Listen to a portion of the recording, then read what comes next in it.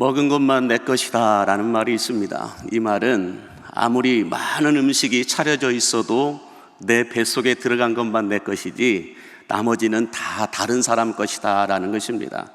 믿어지는 것만 내 것이다 라는 말이 있습니다. 이 말은 성경에 아무리 좋은 말씀들이 다 있어도 그 말씀이 믿어지는 것만 내 것이지 안 믿어지면 나와는 너무 먼 말씀이 될 수밖에 없다라는 말입니다. 바라기는 오늘 드려지는 예배를 통하여 하나님이 믿어지고 하나님의 말씀이 믿어지는 이 믿어지는 은혜가 여러분들에게 부어지게 되기를 간절히 바랍니다. 오늘 본문의 말씀은 우리가 너무나 잘 알고 있듯이 출애굽한 이스라엘 백성들에게 앞에는 홍해가 가로막고 있고 뒤로는 애국 군대가 쫓아오고 있습니다.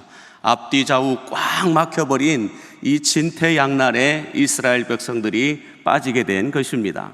이런 상황을 가리켜 아포리아에 빠졌다라고 말하는데요, 이 아포리아라고 하는 말은 기원전 499년 이 500만 명이 넘는 페르시아 군대가 그리스를 침공했을 때 처음으로 사용했던 말이 이 아포리아라고 하는 말입니다. 이 아포리아라고 하는 말의 뜻을 보면 통로가 없는 상태, 길 없음의 상태, 위기보다 더 심각한 상태, 답이 보이지 않는 상태를 가리켜 말할 때 아포리아에 빠졌다라고 말하고 있습니다. 과거의 대한민국의 역사에도 아포리아가 있었습니다. 일제강점기 시절과 6.25 전쟁, IMF 금융위기를 비롯하여 여러 가지 사건들을 통하여 대한민국에 길이 보이지 않는 아포리아가 있었던 적이 있습니다. 한국교회 안에도 여러 가지 일들이 있었습니다. 그리고 지금은 코로나19 바이러스의 장기화로 인하여서 한국교회 안에 다시 아포리아가 찾아왔다라고 말해도 틀리지 않을 것 같습니다. 이처럼 앞에는 홍해가 가로막고 있고 뒤로는 애국 군대가 쫓아오고 있는 위기보다 더 심각한 이 아포리아 상태 속에서 하나님의 사람 모세가 이 위기를 극복하기 위해서 선택한 방법은 무엇이었을까요? 그 첫 번째는 홍해와 애국 군대를 바라보지 않고 구원을 주시는 하나님을 바라보는 것이었다라는 것입니다. 오늘 본문 13절과 14절에 보면 이렇게 말씀합니다. 모세가 백성에게 이르되 너희는 두려워하지 말고 가만히 서서 여호와께서 오늘 너희를 위하여 행하시는 구원을 보라. 너희가 오늘 본 애굽 사람을 영원히 다시 보지 아니하리라. 여호와께서 너희를 위하여 싸우시리니 너희는 가만히 있을지어다 라고 말씀합니다. 이 두려움에 떨고 있는 이스라엘 백성들을 향해 모세가 했던 말은 너희는 두려워하지 말고 가만히 서서 너희를 위하여 행하시는 구원의 하나님을 바라보라 라고 말씀하고 있습니다.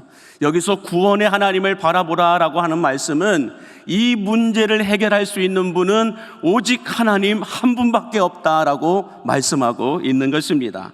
그러나 이미 아포리아 상태에 빠져버린 이스라엘 백성들은 홍해와 애국 군대만 바라보면서 이제 우리는 끝났다, 애굽의 매장지가 없어서 우리를 이 광야에서 죽게 하느냐, 애굽 사람을 섬기는 것이 이 광야에서 죽는 것보다 낫겠다라고 말하면서 모세를 향해 원망과 불평을 쏟아내었습니다.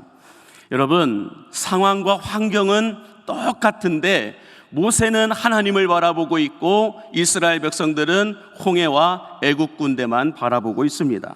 이 모세와 이스라엘 백성들의 시각적 차이를 바라보면서 코로나 시대를 살아가고 있는 우리들이 놓치지 말아야 될 메시지가 있다고 한다면 무엇이 있을까요? 그것은 환경을 보고 하나님을 보면 불평과 원망이 나오지만 하나님을 보고 환경을 보면 절대 불가능을 절대 가능케 하시는 하나님의 능력이 나타남을 믿으시기 바랍니다.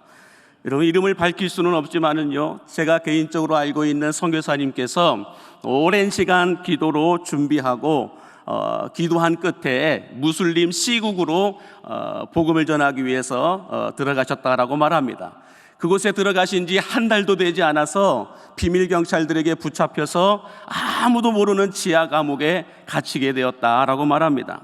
그런데요, 그곳은 정말 사람이 살 수 없을 정도로 열악한 상황이었다고 말하는데, 빛도 들어오지 않고 주변에 있는 죄수들은 갖가지 질병 때문에 하루에도 몇 명씩 죽어나가는 지옥이 있다라고 한다면 바로 이런 곳이 지옥이겠구나라는 생각을 할 정도로 너무나 열악한 환경에 이 선교사님께서 빠져 있었다라고 말합니다. 이런 환경을 보면서 선교사님 마음에 불평과 원망의 소리들이 고개를 들기 시작했다라고 말하는데요. 아니, 하나님, 모든 것을 내려놓고 주님께서 이 민족을 위해서 가라고 하실 때는 언제고, 이렇게 아무것도 하지 못하는 상황에서 죽을 날만 기다리게 하시는 주님의 진짜 목적과 이유가 무엇입니까? 라고 불편한 기도를 드렸던 적이 있었다라고 말합니다. 그렇게 한 3개월이 지났을 때쯤 하나님께서 선교사님의 눈을 열어서 그전에는 보지 못했던, 그전에는 깨닫지 못했던 하나님께서 보여주시는 그림을 보여주셨다라고 말하는데요. 그게 뭐냐면, 이 지하 감옥이 너무나 열악하다 보니까 식사 시간 외에는 교도관들이 한 번도 내려오지 않더라는 거예요. 아침에, 점심에, 저녁에 식사 주는 시간 외에는 교도관들이 한 번도 내려오지도 않고 CCTV 하나도 없었다라는 거예요. 그래서 보니 아무리 여기에서 마음껏 찬송을 하고 복음을 전해도 아무도 알지 못하더라는 거예요. 그래서 선교사님께서 그곳에서 마음껏 옆에 있는 죄수들에게 복음을 전하고 말씀을 가르쳤던 시간이 있었다라고 말하는데, 후에 오랜 시간이 지난 후에 선교사님께서 제3국으로 추방을 당하면서 함께 풀려난 죄수들이 몇 명이 있었는데요. 그 죄수들 가운데 한 명이 기가 막히게 그 도시의 시장으로 당선이 됩니다.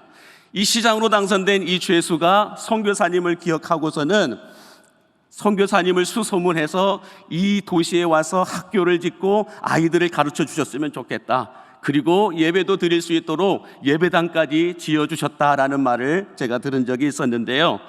여러분, 이처럼 이스라엘 백성들처럼 환경을 바라보고 하나님을 바라보면 두려움의 노예가 되어서 불평과 원망만 나오지만, 모세처럼 하나님을 바라보고 환경을 바라보면 하나님이 되시는 구원의 길, 회복의 길, 축복의 길이 보이게 됨을 여러분 믿으시기 바랍니다.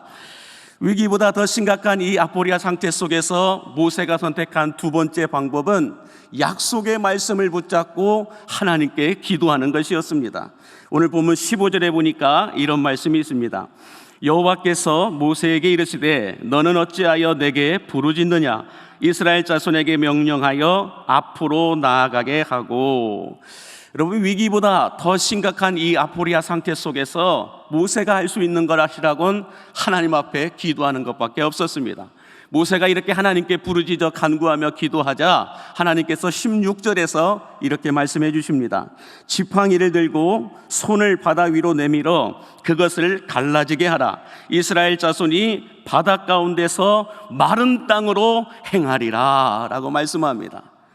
여러분, 부르짖어 기도하는 모세에게 하나님은 마른 땅으로 행하리라, 길 없음의 상태를 길 있음의 상태로 바꾸어 주시겠다라고 약속의 말씀을 주십니다. 모세는 이 약속의 말씀을 붙잡고 하나님 앞에 부르짖어 간구하고 기도하였더니 여러분 21절에 이런 결과가 나오게 됩니다. 21절 말씀 뭘까요? 모세가 바다 위로 손을 내밀매 여호와께서 큰 동풍이 밤새도록 바닷물을 물러가게 하시니 물이 갈라져 바다가 마른 땅이 된지라 라고 말씀합니다. 여기서 주목하여 보고 싶은 말씀이 있습니다. 그것은 여호와께서 큰 동풍이 밤새도록 불게 하셨다라는 거예요. 큰 동풍이 밤새도록 불었다라고 하는 것은 물이 물러가는, 밤새도록 물이 물러가는 어느 정도의 상당한 시간이 흘렀다라는 것입니다. 그러면 여러분, 밤새도록 아무것도 보이지 않는 상태 속에서 하나님께서 주신 이 약속의 말씀만을 붙잡고 기도하고 있는 이 모세의 마음의 상태가 여러분 어땠을까요? 이스라엘 백성들을 향해서는 너희는 두려워하지 말라라고 그렇게 큰 소리치며 안심시켜 놓았는데 앞으로는 아무것도 보이지 않고 아무런 일도 일어나지 않고 바람만 불고 있는 그 상태 속에서 이 모세의 마음이 얼마나 두렵고 불안했을까요? 물론 성경에는 모세가 두려워했다, 불안했다라는 말씀은 없습니다. 그러나 상태가 아포리아 상태 속이에요. 이 아포리아 상태 속에서 밤새도록 바람만 맞고 있는 이 모세의 마음은 불안함과 두려움으로 꽉 차 있었을 것이다 라고 우리는 생각해 볼 수 있다는 것입니다. 그러나 그럼에도 불구하고 모세가 이렇게 아포리아 상태 속에서 밤새도록 기도할 수 있었던 원동력이 있다고 한다면 무엇이 있을까요? 하나님께서 주신 그 약속의 말씀, 마른 땅으로 행하리라, 너희가 마른 땅으로 행하게 될 것이다 라는 이 약속의 말씀을 모세는 붙잡고 기도하고 있었다라는 것입니다.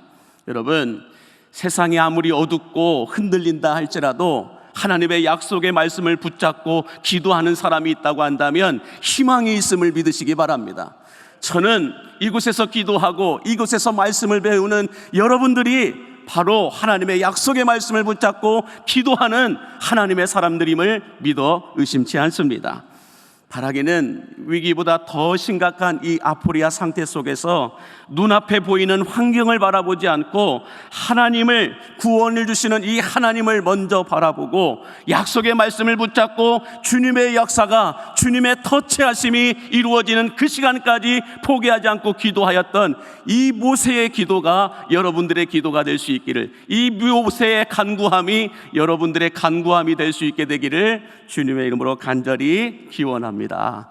기도하겠습니다.